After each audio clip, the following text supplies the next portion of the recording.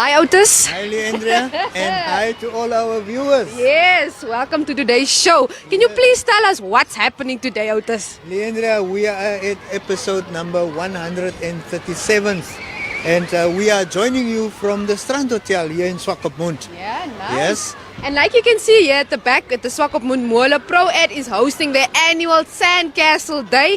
So what better way to spend this lovely Wednesday? Yes. Wednesday on the beach. Yes. And today we also commemorate Fritzer's Day. Yes, yes. And we bring you the news, the weather, the tides.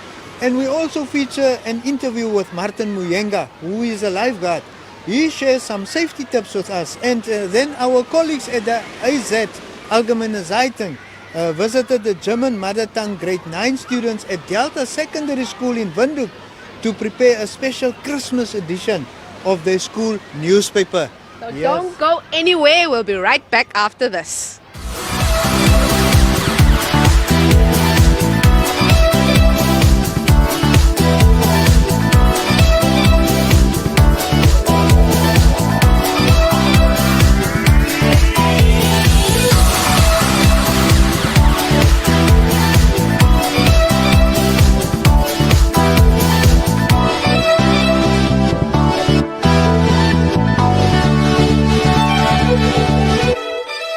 Yes, in our news segment, the Minister of Health and Social Services, Dr. Kalumbi Shangula, highlighted various measures put in place at the 20th COVID-19 briefing. Shangula said that COVID-19 laboratory testing capacity has increased significantly. Yes. He mentioned that the turnaround time is now reduced from an average of 5 to 10 days to 24 to 72 hours. So that's significant. Yes. Now there are now 6 laboratories with a capacity to do COVID-19 testing. Now he also said a testing backlog that consisted of 5,000 samples in August and September. September has now been cleared, completely cleared. That's good news. It is. Yes. So, according to the Minister, Namibia is considering the introduction of COVID-19 antigen rapid diagnostic testing, RDT, as part of its response. Yeah, now this will make it a bit more faster in the sense that we can add antigen rapid diagnostic testing. Now he said that the laboratory services pillar with support from developmental and multilateral partners have identified World Health Organization pre-qualified antigen rapid diagnostic testing kits that Namibia may use. Now he said that we have received commitment from development partners to avail 150,000 antigen RTD kits to the country. Now he said that once available, antigen testing will be conducted at port of entry and for patients requiring emergency surgery. Okay, and then Leandrea, the Minister said that the reduction in cases by 31% was observed from the 22nd of October to the 30th of November. Yes, no, Dave, you could have seen it in the number of cases. It was beginning to decline. The announcements, daily announcements. Yes. Now, he said that we've observed a significant increase in recoveries during the period under review. Now, by 21 October 2020, the percentage of recovery was 85%. Now, this increased by 94% in by 29 November 2020. Sure. And then an increase in clustered infections in institutions and congregated settings, such as hostels at boarding schools, police holding cells, and correction service facilities have been observed. Yeah, Pipi, when you clustered, it's very difficult to observe social distancing. Yes, confined that's spaces. the other thing, and that's what he said. Now, it's very difficult to implement social distancing measures in these settings. Now, he said that a concerning situation has been observed in Ludritz, where a sharp increase in the number of confirmed cases have been recorded. Now, he says that in the last 7 days, 102 cases were confirmed, compared to 63 in the previous 2 weeks.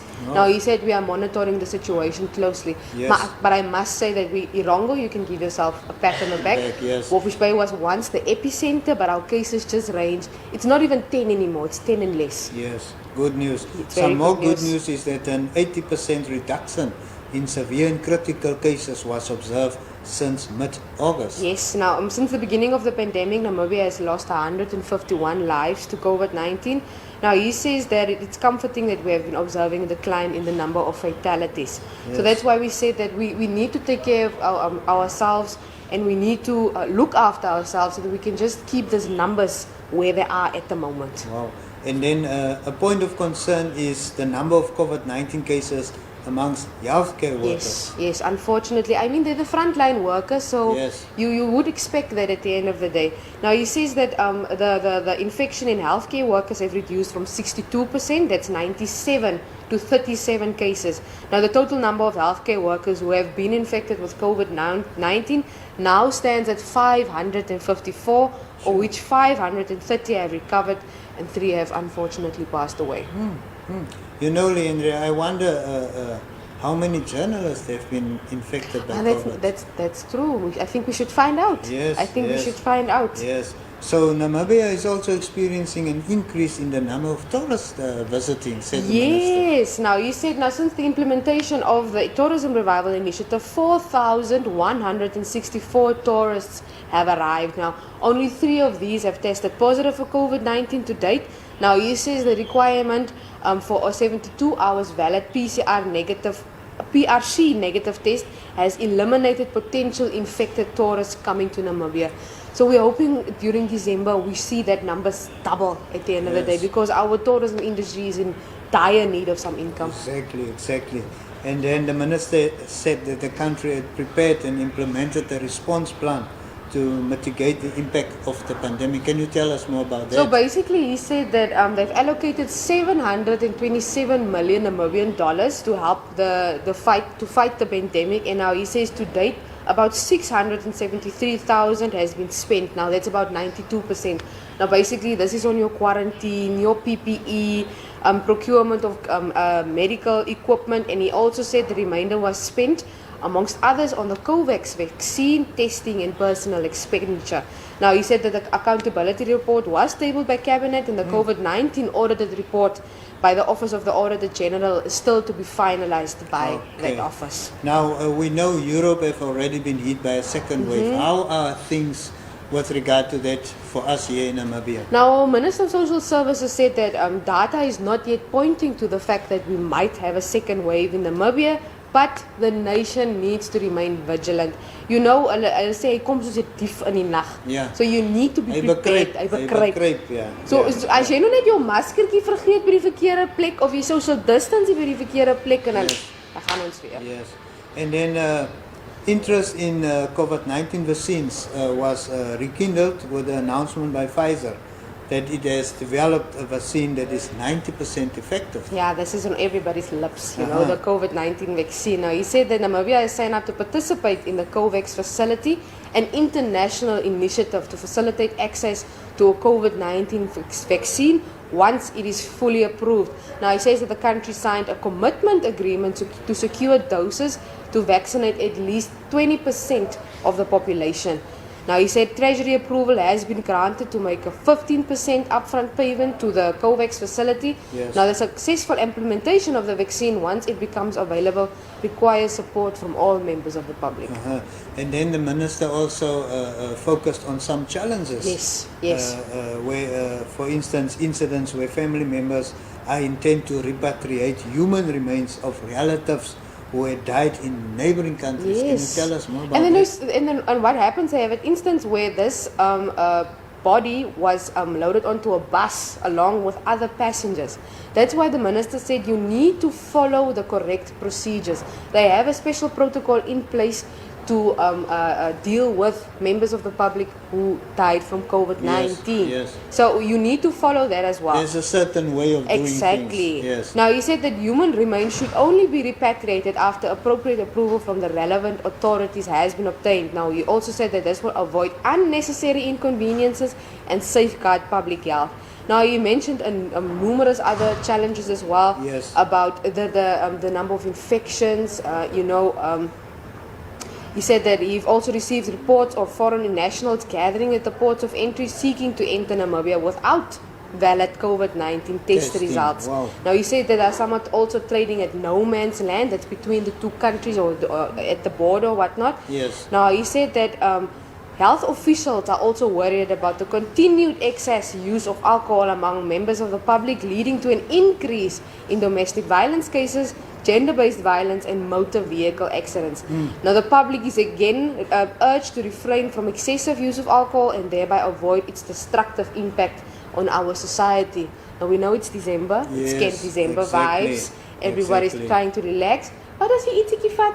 Matigheid verhoog. Daar sê, goeie nuus vir motoriste is dat die pryse van petrol en diesel volgende week gaan daal. Volgens die woordvoerder van die Ministerie van Myne en Energie, meneer Andrea Simon, was daar gedurende November 'n oorverhaling van 46 sent per liter op petrol en 27 sent per liter op diesel, wat die ministerie nou aan verbruikers kan teruggee. Op 2 Desember daal petrol se prys met 30 sent per liter en diesel sal verbruikers 20 sent per liter minder uit die sak jaag. Op Walvis Bay sal pomppryse vir petrol en diesel dan onderskeidelik $11.35 en $11.38 per liter beloop. Simon het ook aangekondig dat handelaars se wins met 5 sent per liter verhoog word vanaf R1.03 per liter na R1.08 per liter. So, dis nogal goeie nuus. Dit is baie goeie nuus. Vir die mense wat bietjie kom ry. Ja, en so op die Suid-Afrikaners denk en kom. Hulle moet aankom. Nee, hulle moet kom, en, ons het geleer dat ons eintlik meer moet konsentreer op wat ons het in ons land. Ja, dit is COVID so. het vir ons 'n paar goeie lesse geleer. Ja, so, definitief. die windhoekers asseblief pak julle tente en maak Kom vol kuier julle bietjie, kar en kom ja. kuier vir ons by die see Kom kuier en bietjie. vice versa. Yeah. Ja. And then after Slate, the Cairns Association of Namibia officially wraps up its annual schedule now this week. Now, like I said earlier, it's December. Everybody is going into that go slow. We're wrapping up everything. You know, the same is doing. Cairn is doing the same. Now, the CEO Rolf Hansen said that many important annual events and programs could not take place this year due to COVID-19.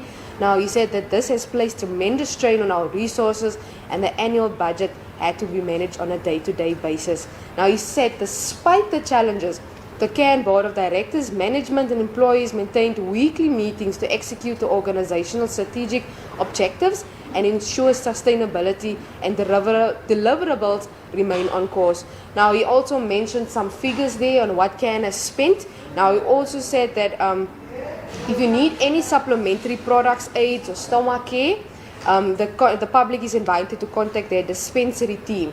Now, they've also added the email address and the contact details that I have there. There's a team that's going to be on standby, basically. To assist. Definitely. So you can check out this and so much more on what's happening here in the region and in our different towns at www.erongo.com.na. That's www.erongo.com.na.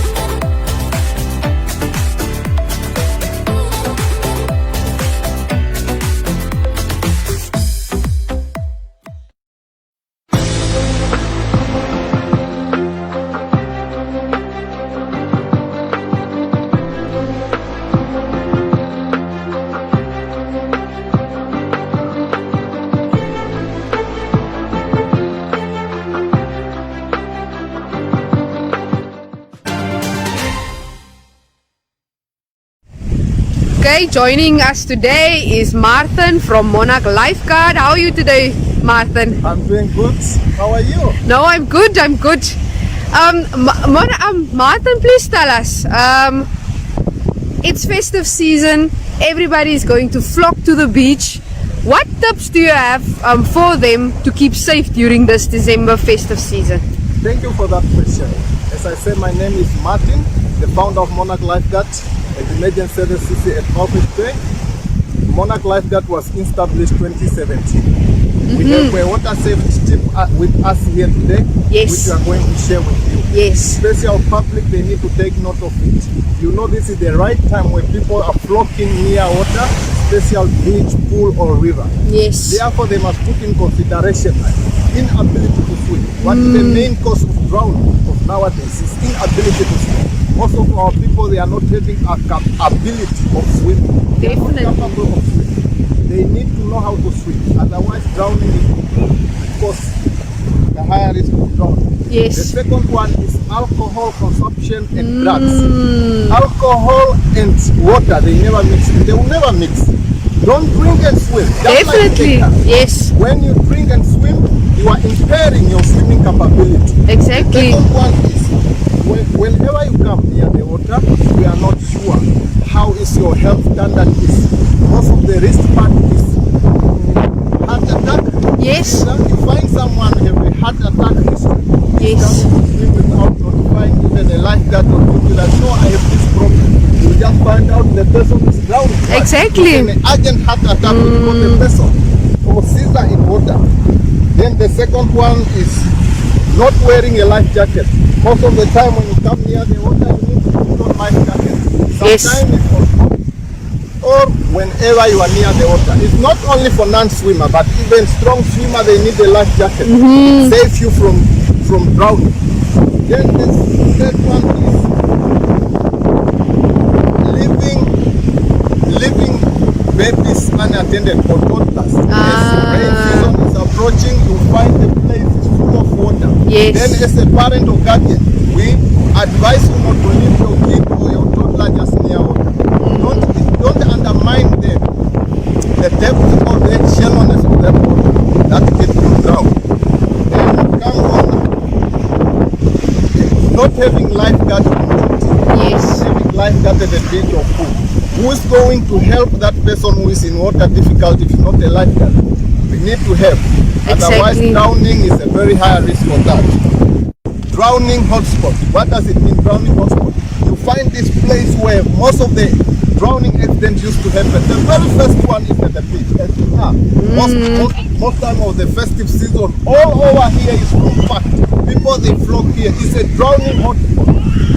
Whenever you come on a drowning hotspot here, the first thing which you need to put in consideration is demarcation. Yes. You must know the demarcation and the rules and water safety at the beach. You need to check a lifeguard flag, this one, it's very important. It's already identifying that there is a lifeguard present on duty. Yes. Therefore, you need to swim between the two flags. Most of the time, there used to be two, one here, the other one here. Aha. You need to swim here, so you will be under monitored of the lifeguard. Exactly. Whenever you are in water trouble, they will just quickly blow the whistle and go and rescue you to save your life. The second point is you must not swim over this demarcation. We call it floater offender. Yes. It used to be some meters away. Lifeguard, they know their duty and their task.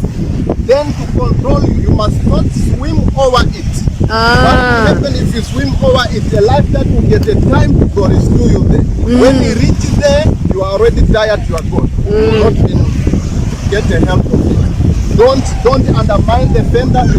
The main aim of a fender is it indicates just like a pool. It marks where to swim and where not to swim. Yes. And remember, when a lifeguard is not in contact with you, you are not easily to be saved. Exactly. You need to be in eye contact with the lifeguard, so you will be safe. The second point here is a rip current. Most of the drowning accident Yes. at the pool or at the beach is a rip current. Yes. Rip current is very dangerous.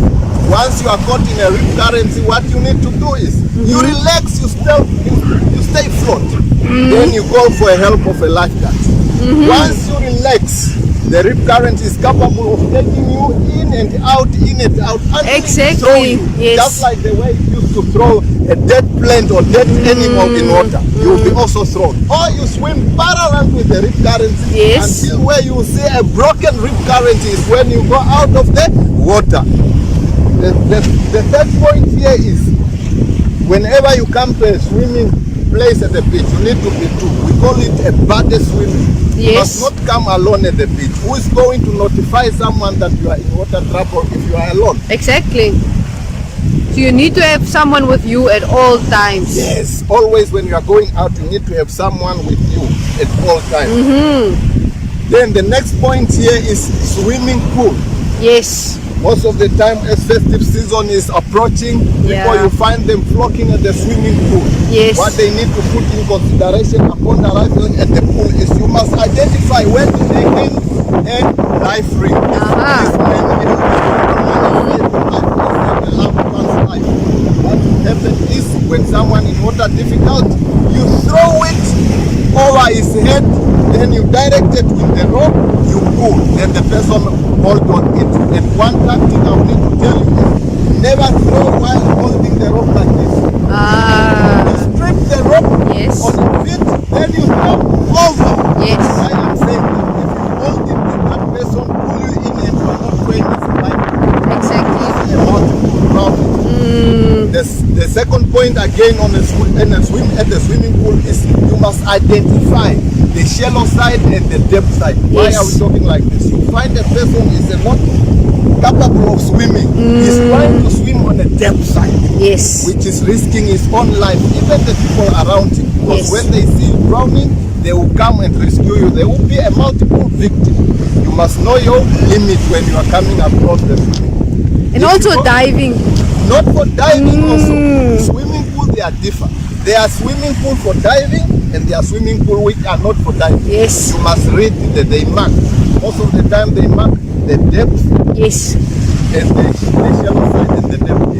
And Definitely. again for diving, you get a diving boat. Those are the pool which are allowed for diving. Without a diving boat, never ever try to Yes. dive in that. Yes. We several times rescued people with a spinal injury. This head is goes in. It's a very terrible rescue. Yes. That one is very bad. What now to do? What now to do when they're rescuing that? I think I touch on that one. Yes. The reaching assistant. Or you can use a pole. You take a pole, you give to a person, Yes. you pull. Pull, And you yes. must stand firm, not like standing like this. No, you stand full, you pull. Yes. The second point again, even a cooler box. Yes. Close the cooler box, you throw the victim. The victim, all what he needs is just to be on top of, And then it floats. and it float with him. You rescue someone's Cool. life. We go on rain season. Rain season also. December and rain is almost all in one. Yes. Rain season is coming. Yes. Most of the time you hear a drowning accident, a toddler just drowned in a shallow water. Yes. That message it really touched Monarch lifetime. Drowning is 87% preventable. Yes. All what we need to do is just measure and precaution. Exactly. Otherwise, this drowning accident it will be reduced. Yes. Whenever rain season is falling, let's not leave the kids or the toddler unattended. Otherwise, we are risking the little one's life. Exactly. Don't undermine the shallowness of the water. Water is very dangerous. On a driver also, we've been hearing a friendly note is a car being swept away Yes. by a flash flood.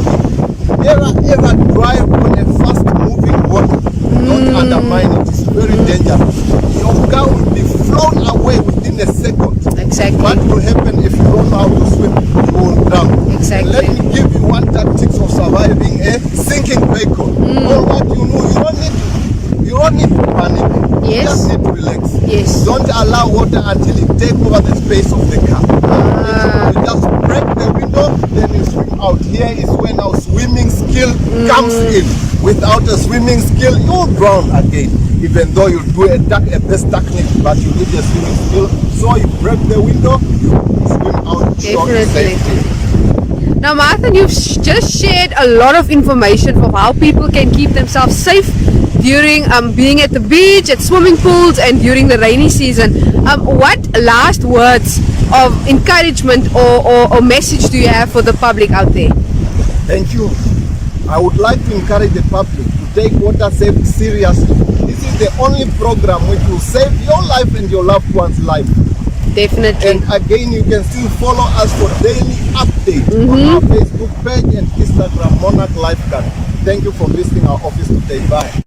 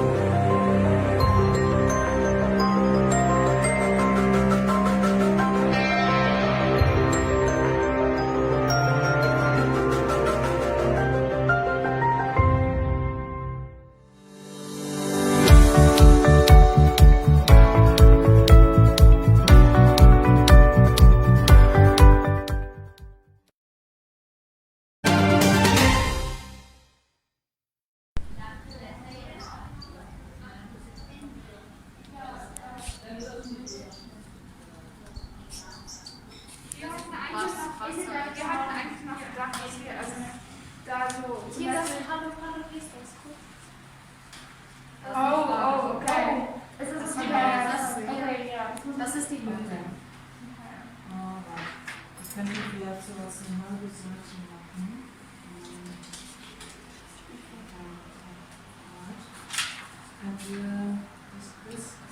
Ich würde dann sagen, vielleicht, dass wir das. Ich würde jetzt nicht auf die letzte Seite machen, weil wenn man so blättert, das ist ja blöd. Also wenn jetzt hier die 1 ist, würde ich sagen, dass man es vielleicht hier macht. Hier würde ich jetzt nicht sagen, oder? Nee. Also entweder 2 oder 3. Ja. Dann machen wir das 2 oder 3. Gut. Was haben wir noch? Okay, wir müssen aber gleich mal Fotos machen. Ich habe gedacht, dass wir vielleicht ein bisschen rausgehen, weil sie haben bei der Schule bestimmt das Slide oder was, wo wir dann kurz ein Foto von euch alles zusammen machen. Diese Bilder möchte ich genau. Okay. Da unten ist die Mauer schön, weil das ist nicht völlig okay. Dann machen wir das so. Dann können wir gleich so mal die Porträts auch machen. Ja, ja, und dann gehen wir vielleicht auch gleich mal zu der Künstlerin. Ja. Mit der nochmal.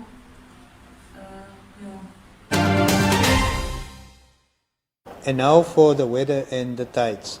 The sun was out between 5 minutes past 6 and 11 minutes past 6 and is expected to set between 27 minutes past 7 and 25 minutes to 8. The first high tide arrived at 23 minutes past 4, followed by a low tide at 6 minutes past 10.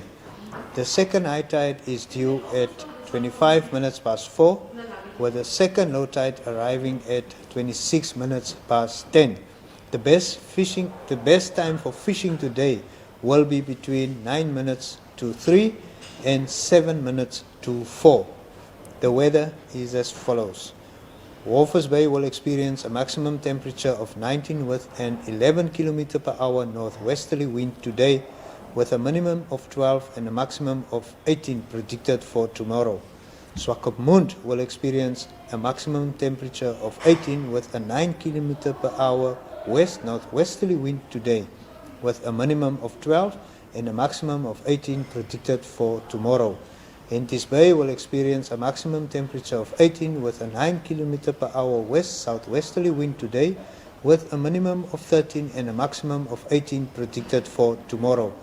Arandis will experience a maximum temperature of 27 with a 13 km per hour western wind today, with a minimum of 8 and a maximum of 26 predicted for tomorrow. Moving inland, Usakos will experience a maximum temperature of 39 with a 13 km per hour northwesterly wind today, with a minimum of 9 and a maximum of 37 predicted for tomorrow. Karibib will experience a maximum temperature of 38 with a 13 km per hour northwesterly wind today, with a minimum of 10 and a maximum of 37 predicted for tomorrow.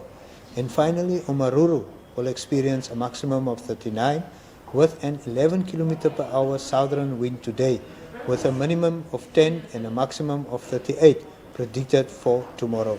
And that concludes your weather and the tides for today.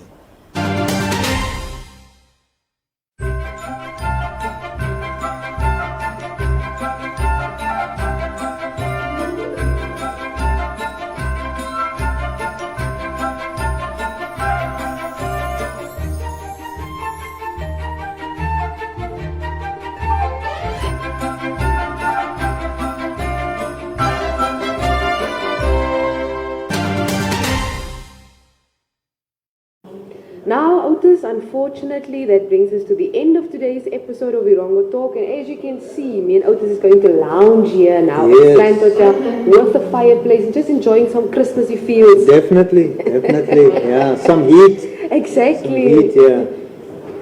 Leandrea, I hope our viewers have enjoyed the content of today's show.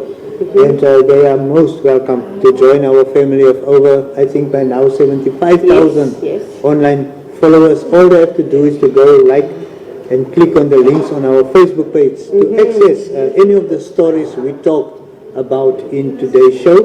There's also information about services as well as adverts on our website at www.erongo.com.na. I repeat that, www.erongo.com.na.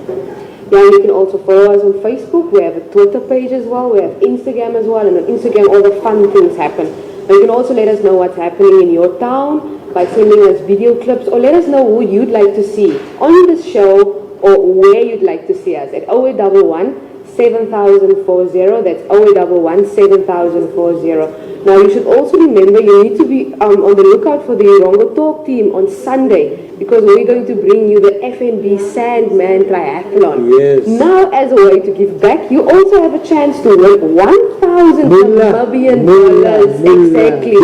And after COVID, we need that. Exactly, yes. So you have a chance to win 1,000 Namibian dollars. All you need to do is either you're a participant at Sandman or you're a spectator. You make a nice video clip of about 30 seconds. That's and it. then you also send it to 0811 7040. It's 0811 7040. Now we have another competition going on as well, where you can win a stall at the food fest. Any entrepreneur. Any entrepreneur. All you need to do is you need to send a picture of yourself. You send us your name and your surname, and you tell us a bit about your business to 0811 7040. Wow, wow. We've got it going on, Otis. We're giving it. Exactly. We're giving it away for you. Yes. Exactly. Now, Yes. please remember, we're still in the time of COVID. We need to social distance. We need to wear our masks so that the second wave can stay far away from the shores of Namibia.